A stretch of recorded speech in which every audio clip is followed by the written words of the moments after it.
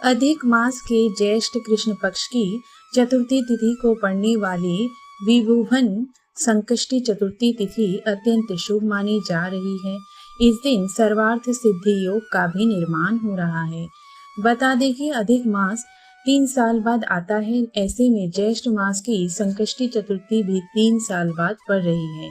इस दिन गणेश पूजन करने से हर तरह के संकटों से निजात मिल सकती है और सुख समृद्धि की प्राप्ति हो सकती है। जीवन में लंबे समय से चली आ रही समस्याएं समाप्त होने के साथ साथ धन धान्य की बढ़ोतरी के साथ साथ मान सम्मान में वृद्धि हो सकती है। इस साल विभुवन संकष्टी चतुर्थी व्रत 3 जून को रखा जा रहा है। इस दिन गणेश जी की पूजा करने के साथ साथ इस व्रत कथा का पाठ अवश्य करना चाहिए। इससे शुभ फल मिल सकते हैं और गणपति जी प्रसन्न हो सकते हैं। आइए जानते हैं विभुवन संकष्टी की संपूर्ण व्रत कथा।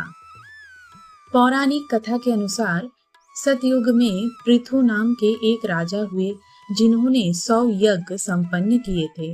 उनके राज्य में दयादेव नामक एक विद्वान ब्राह्मण रहते थे। वेदों के ज्ञाता दयादेव के 4 पुत्र थे। उन्होंने वैदिक विधि के अनुसार अपने चारों पुत्रों का विवाह कर दिया। चारों पुत्र वधुओं में सबसे बड़ी बहू एक दिन अपनी सास से बोली, हे माताजी, मैं बचपन से ही संकट नाशक गणेश चतुर्थी का व्रत करती आ रही हूँ। अपने मायके में भी मैंने यह शुभ और मंगलकारी व्रत किया है।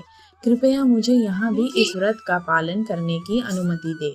बहू की बात सुनकर उसके ससुर दयादेव ने कहा, हे बहू, तुम सभी बहुओं में बड़ी और श्रेष्ठ हो।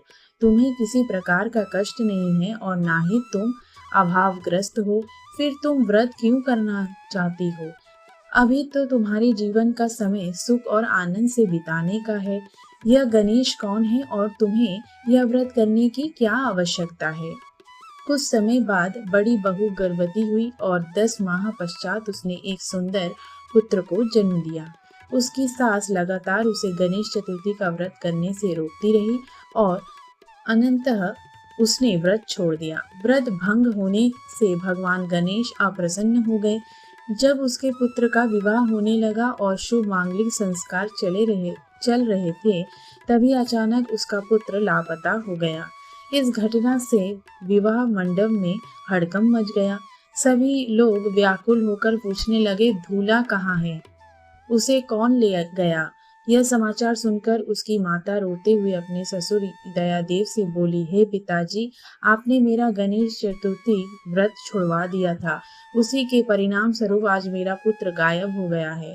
पुत्र वधू की यह बात सुनकर दयादेव अत्यंत दुखी हुए। बहू भी गहरे शोक में डूब गई। अपने पुत्र की प्राप्ति की कामना से वह प्रति मास संकट नाशक गणेश चतुर्थी का व्रत करने लगी। एक दिन भगवान गणेश एक दुर्बल और वेदज्ञ ब्राह्मण का वेश धारण करके उसके घर भिक्षा मांगने पहुंचे। उन्होंने कहा, हे बेटी, मुझे इतनी भिक्षा दो कि मेरी भूख शांत हो जाए। धर्मपरायण स्त्री ने उनका आदर पूर्वक स्वागत किया, विधि पूर्वक पूजन किया और श्रद्धा से भोजन कराया। भोजन के बाद उसने उन्हें वस्त्र आदि भी भेंट किए। उसकी सेवा और भक्ति से प्रसन्न होकर ब्राह्मण बोले, हे कल्याणी, मैं तुमसे प्रसन्न हूँ। अपनी इच्छा के अनुसार कोई वर मांगो।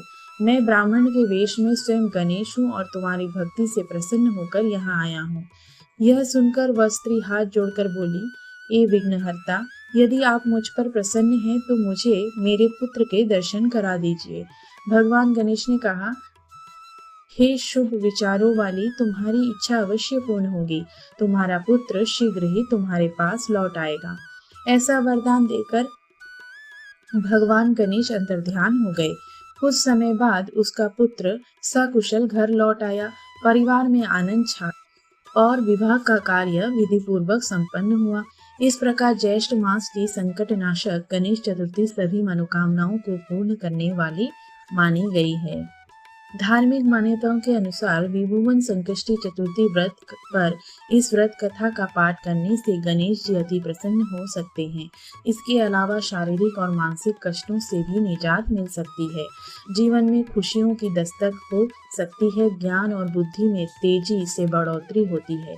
जिससे आपके विवेक बढ़ने के साथ निर्णय क्षमता में भी वृद्धि हो सकती है। इस व्रत कथा का पाठ करने या फिर श्रवण करने से जाने अनजाने में किए गए पापों से मुक्ति मिल सकती है। इसके साथ ही आपकी मनोकामनाएं पूर्ण हो सकती है। ओम गण गणपतये नमः।